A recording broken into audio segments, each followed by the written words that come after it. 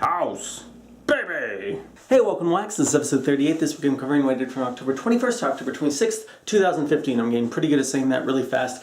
This week should be pretty straightforward. It's a little bit shorter since last week ran late because of the Chicago trip. Basically, I'm going to be talking about an awesome weekend with some friends, Alistair meeting his first playmate, and also my trailer being released today, and then some VR stuff. So I'm going to bundle the baby stuff here in the intro. We'll do VR as its own section, and then in the outro, because I'm going to be pointing to my latest New York Magazine video, I'll talk about what's going on there. All kind of interesting stuff, but I think this should go pretty quick. So, this weekend, our friends Danton and Liz, who made an appearance in a much earlier episode, you might recall I interviewed Danton, and also what became apparent in a later episode was that I revealed to him that we were expecting a child during that interview. That was kind of cool and fun.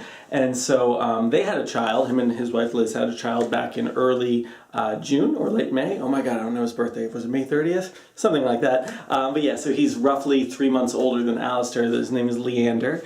And it was really, really cool this weekend to get to see the two interact. I wasn't expecting much. I mean, you have a 5-month-old and a 2-month-old, and it's like, hey, do stuff. But no, like Leander was out there like grabbing for him, and Alistair was like staring. He had his whole like kind of face like, what is that? You know, like another baby. Much more interested in Leander than he was in any of the babies over at our friend's wedding in Illinois. So yeah, that was just really fun. And you know, Alistair this week has been like incredibly talkative and just really fun to be around. Like every day I come home and like I can get smiles out of him, and it's a really wonderful experience. So really digging whatever phase we're in right now. I know as soon as we hit 4 months, I guess we're still a little bit away from 4 months, but everyone says, and Liz and Danton confirm this for us, that it's like right as you start to get into a rhythm with like figuring out sleep schedules and all that kind of stuff, everything gets thrown off by like a growth spurt and you know, all sorts of crazy hormones and stuff like that going on in the baby. But yeah, it's really great to talk to Liz and Danton about their experience parenting so far. We were very impressed while they were staying with us to see that, you know, they were being very diligent about putting Leander to bed like at 8:30. It was a little bit trickier on Saturday night because we went to see the Great Jack-o'-lantern Blaze, wonderful thing that was actually started by my neighbor about 10 years ago. There's a great article in the New York Times right now about it. Yeah, he's been on Martha Stewart like 5 or 6 times carving pumpkins with her, and it's a really cool thing. Like, you know, you would think the fact that we went last year, we'd be like, oh, that was enough, yeah, okay, don't have to see that again, but it's really fun. It was fun to go back and see like the things that are different, and there's always kind of a theme going on, and there's always these incredible sculptures, but sculptures is like an understatement. They're truly like works of art, really impressive things. And Danton and Liz you know, they've heard us say before that we have the best neighbors ever. But they really got to experience that firsthand, because when they were visiting us in winter, our neighbor Mike was nice enough to plow our driveway so they could get in, and then here he was able to get us some very last-minute tickets on a sold-out Saturday night, which was really super sweet of him, and obviously he did not have to do that, so that was really fantastic. But yeah, so we got back, like we went pretty early to the Great Pumpkin Blaze, the Great Jack-o'-lantern Blaze, and then got back and tried to put Leander to bed. I guess one interesting thing worth noting, and I just want to say this now before I forget it, is you really realize being around other parents, like, oh yeah, the babies are totally controlling like what we can do and when it can happen, and we're working around it, and luckily we're all pretty, you know, bright, cheery people, but like it was occurring to me because we had, you know, other parents around us that, oh yeah, like everything is kind of being dictated by the babies, depending on what mood they're in and, you know, putting them to bed and all that kind of stuff. A good example of that was there's not a board game category this week. We were actually going to play a 4-person game of Terra Neo, which would have been fantastic, but right when we were going to play it on Sunday morning, Leander was starting to get really grumpy, and it was one of those things where it's like, oh, they should really put him to bed, he's overtired. But unlike Alistair, he's kind of the reverse. He doesn't like being in a car seat. Alistair really does like being in a car seat. So it's like, okay, well, if they put him to sleep now, he's going to wake up when they move him to a car seat, and then he's going to be really upset the entire drive back to Philadelphia. So as soon as he was getting overtired and wanting to go to sleep, it actually made the most sense for them to put him in the car seat then, and for them to actually leave a little bit early so that he could sleep on the car ride. So things like that, you know, obviously nothing like that would ever happen before children, but it starts to dictate your schedule a little bit. And frankly, I mean, none of that stuff really bothers me, and, you know, stuff like, you know, timing when we go to the Great Jack-o'-lantern Blaze, what kind of stuff we're doing at night, how much time we can spend, like, as a group doing group things together. We adapt. We're very adaptable, us humans, and especially our friend group is really wonderful with that stuff. In addition to Liz and Danton, our friends Ian and Lindsay were up this weekend. They were really wonderful helping out around the house, and great to catch up with them. Ian has this really incredible master plan for our orchard. Oh, actually, I'll show it to you one second. Here you go. We got a three-phased system for what's going to happen in our orchard.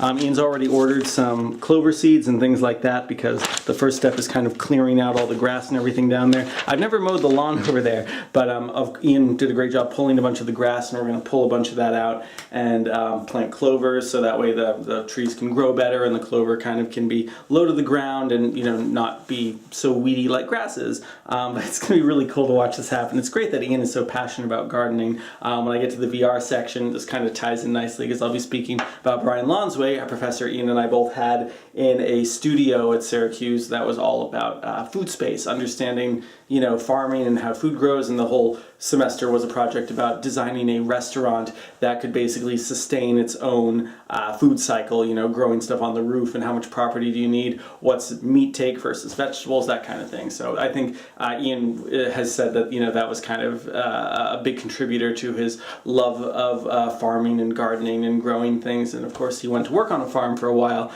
So anyway, that's a fun thing. And then yeah, Lindsay was wonderful in the kitchen. Everyone helped out with cooking. Liz and Danton brought a bunch of food from Philadelphia, which was wonderful. A really good pasta salad with pine nuts. I love pine nuts. And then we all went out after Ian and Lindsay left before the Blaze, because we could only get 4 tickets. We got some really fantastic Thai food from a nearby place in Shrub Oak. So that was all good. And we got vegetarian duck and mock duck, and that's the same thing, and real duck. And of course it's really tricky finding a balance for Liz because of the no dairy thing, and you know, there's so many things that people would not think have dairy in them that do. I think I've already mentioned we ran into a problem with margarine, because margarine has whey in it, so that's actually not non-dairy. And then even things where it's like, oh, vegetarian duck, which is seitan. Well, it's possible that that also has like a milk product in it. So, you know, it's really tricky because from what we can tell, Alistair reacts very, very sensitively to even a little bit of dairy. Like he's had a bit of like a diaper rash thing going on for a couple weeks, and that seems it could very easily be tied to like a very small amount of dairy that slipped into some kind of takeout food or something like that. So it's a tricky process. And then of course the cinnamon thing on top of that is pretty tough. So, you know, I feel so bad for my wife because, like, you know, while she was pregnant, there were all these things she couldn't eat, and I know how much she was looking forward to things like, you know, cheese and stuff like that again after Alistair was born, and now it's like, oh, well, no. But, you know, she has 2 siblings who actually were very, very sensitive to dairy when they were babies, and so there's a good chance that Alistair will grow out of this, and, you know, things will be okay. So the cinnamon thing, who knows? We have no idea what will happen with that. But anyway, yeah, that's kind of the baby stuff. Let's do a cameo. So this week he's been going and L, and he's talking a lot, and he's been very curious. And it's kind of like he, you know, may have actually been mildly sick for a while, possibly, because we're finding that now that he's taken all his antibiotics and everything, he's much more active, and like after feeding and sleeping and things like that. Before he'd wake up, and even after those things, he'd still really want to be held, or like you couldn't really leave him alone, or he might start crying. And now he's getting pretty good at kind of entertaining himself, and I would just say he's generally happier and more able to just have a good time for a while, you know? We can sit with him now for like 10, 15 minutes, sometimes even longer, and just talk with him and just get him to smile, and it's pretty great. So here he is now. He's getting nice and pudgy, putting on some good weight. Still got to grow. We still got to get him sleeping more.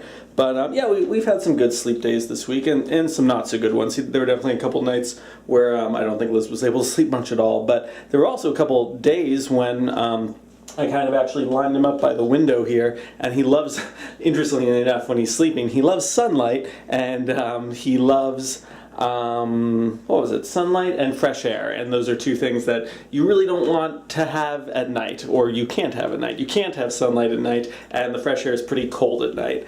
But yeah, I put him by the window here, and he slept for like 5 hours the other day, almost soundlessly, which was pretty good.